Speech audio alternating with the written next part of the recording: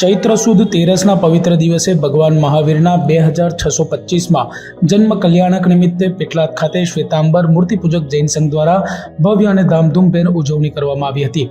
શહેરમાં ધાર્મિક ઉત્સાહ સાથે ભક્તિનો અનોખો માહોલ જોવા મળ્યો હતો। આ તબક્કે શોભાયાત્રા પણ કાઢવામાં આવી હતી, જેમાં સાધ્વીજી મહારાજ સાહેબની પાવન ઉપસ્થિતિ રહી હતી। પેટલાદ જૈન સંઘના ભાઈઓ બહેનો અને બાળકો સહિત દરેક સભ્યો મોટી સંખ્યામાં ઉમંગભેર જોડાયા હતા।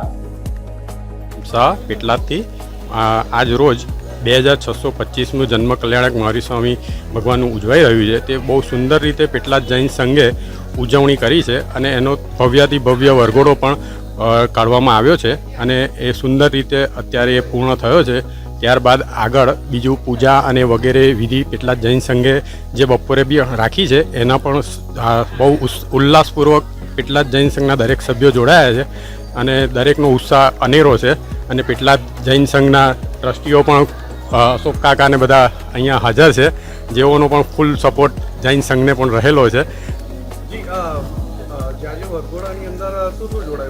હા, એમાં ભગવાનનો રથ અને બગી પણ જોડાયેલી છે તથા બેન્ડ બાજા વગેરે બી જોડાયેલા છે અને એમાં દરેકનો ઉત્સાહ બહુ અનેરો રહ્યો છે।